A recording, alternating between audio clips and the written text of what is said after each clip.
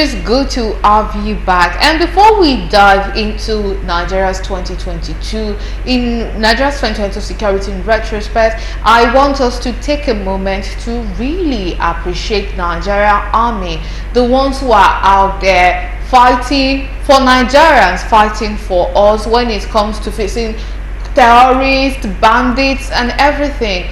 Lots of them lose their life on a daily basis, and this is to all of these heroes, and this is also to their family. We thank you so much for making Nigeria, for attempting to make Nigeria a safe place to live in, because I feel like Nigerians are fond of only posting, retweeting, talking about the bad things that has happened.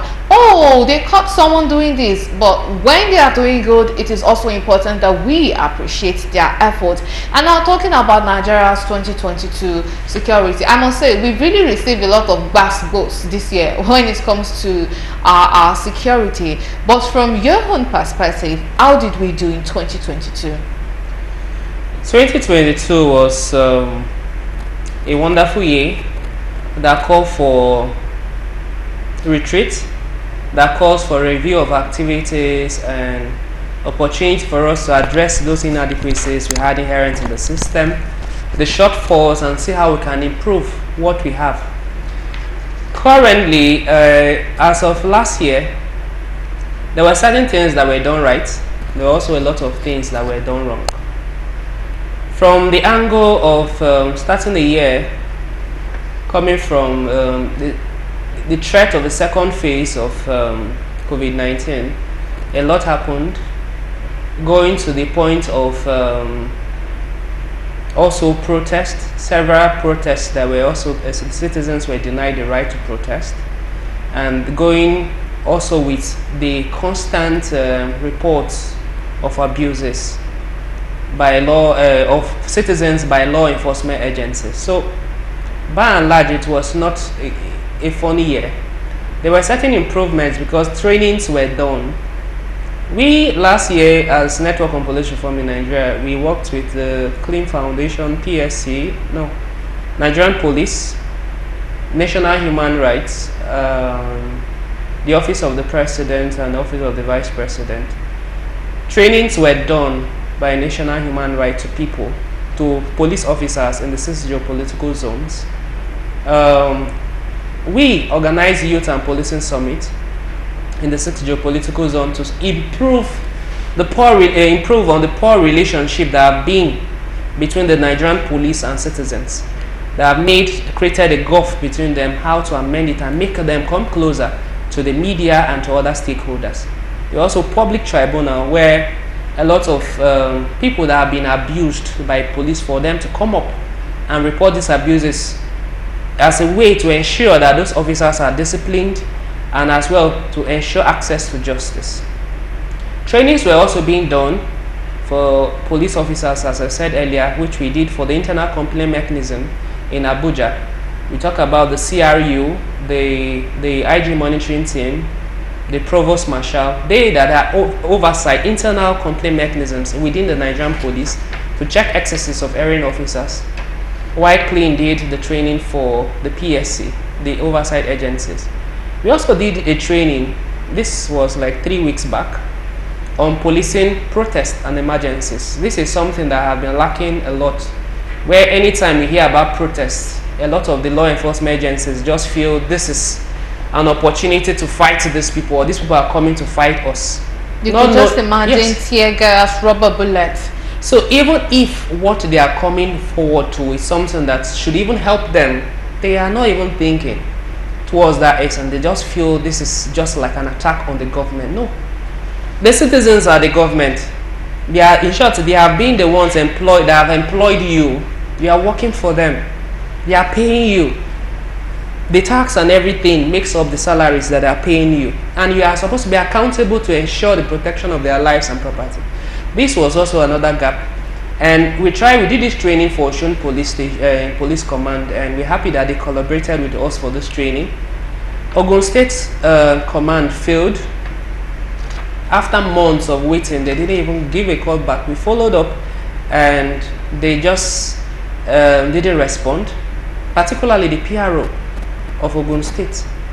So this shows that a lot of even these PROs do a lot to limit even the knowledge that should be even given to officers.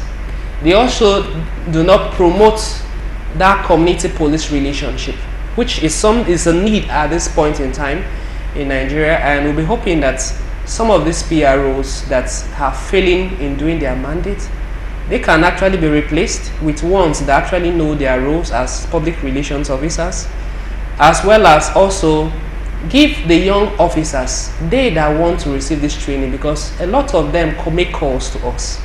We need this training in this particular area. Within the police system on itself have not been doing a lot in capacity building for its officers. Okay, so are you saying that sometimes the misbehavior of some police officers have to be blamed on the person in charge of educating them? Maybe perhaps they are not being educated enough, and that's where the misbehavior is coming from. Yes.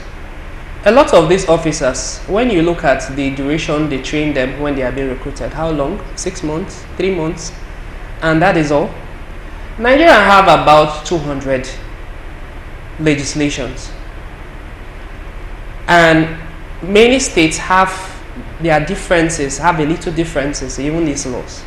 So if you have worked your whole life in a particular state, you may just understand maybe the laws that are in a particular state. In short, a lot of persons still do not even know that some laws exist.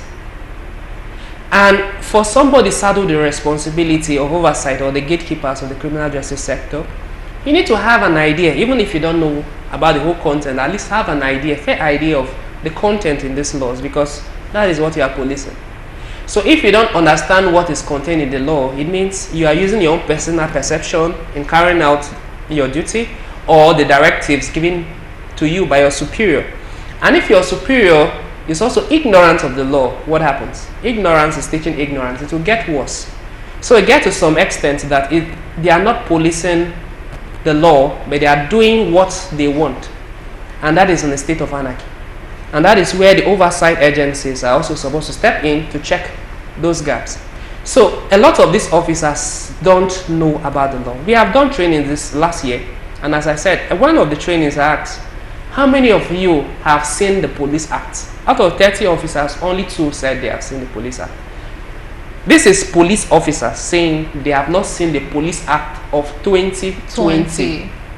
Police officers, this is your guide, this is your Bible. They have not seen it. When I asked how many have gone through it, they said about 2 again said they have gone through it. So the remaining 28 have not gone through the Police Act. So what is guiding their operations? So they do not even know what is in there for their favor and when to clamor for these things to be implemented. They don't know. So sometimes they do certain things because of ignorance. They don't know. So they are working based on ignorance, and that is why we'll continue asking and talking about collaboration, partnership. No Print Foundation will always be there to ensure capacity building, particularly for commands that are willing to work with us. Those trainings we can come and do. We are not even asking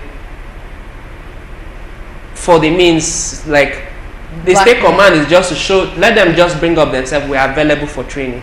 That's all. That is what we are only looking for. I will go there and ensure that we will contribute our own quota towards police reform. Because police reform is like a big area that requires reformation in a lot of areas, right? Because so training is one among the basic things. Yeah, and I know that a lot of people have been calling for more and more training. But when we look at one of the issues that seem to be faced with security in Nigeria, is as if we do not have enough security personnel, especially with the police. And when we look at, well, they do recruitment, of course they do recruitment, but still with this recruitment, like you said, training, and I don't know if you would say training and recruitment need to go hand in hand, because you see some people looking at the faces of these police officers, you'd be like, you must have been a bully in secondary school, or maybe in your university days and all that. And then we have those people being in the force. I don't know, what do they expect of those people? How do they expect them to perform? Because you could imagine, like someone like that, whatever they are telling them, that you have to protect lives of citizens, you have to partner with security agencies, perhaps they might be too power drunk to even listen to what is being told. So how do we bridge that gap?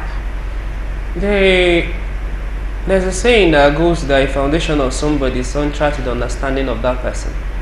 A lot of the security agents or law enforcement officers have actually, let me say, most of them have come from a humble background, and some persons actually get into the force just for the fact of getting a job, not that they are interested in the work. So we have maybe about 100 persons being recruited. You have about 10 persons that actually want to serve, as against those that were pushed from the community to go, and you have been troubled to also just go and join the force. And then you get those that they are putting their names, their parents, because of connections or networks, are putting their names, and it's not that they are competent or they have interest, but they are going there because let me not annoy somebody, and for one reason or the other they end up there. Okay, getting to there is the first thing. When you get there, what happens next? The quality of the training. A lot of us have called for reworking of the curriculum and also the duration of the training. It's not long enough, and I feel also a lot is missing also in the things to be taught to these officers. Yes, we know that throughout our life we learn. When you stop learning, it means you are dead. But a lot can be done. This can become a 4-year course for officers. So at the graduation, they are given certificates as graduates. Because, so if they are also promoting them to reduce, because some of them, you meet them, they are not happy that they have been in the service for long, and some persons will just come with a degree and then they are above them and all. You have those cases. So how about just making maybe a 4-year or a 3-year course? So at the graduate point of you living, it's not just getting a certificate or training. You get maybe HND, something that even outside the force, you can still work. If at the point you are not happy with where you are working, you can equally resign and still with your HND or something, get another course somewhere to do. That will also create a room where people that don't really want to work in the force can leave instead of staying there and becoming a nuisance to others. That can also help. So the quality of training, the quality of recruitment.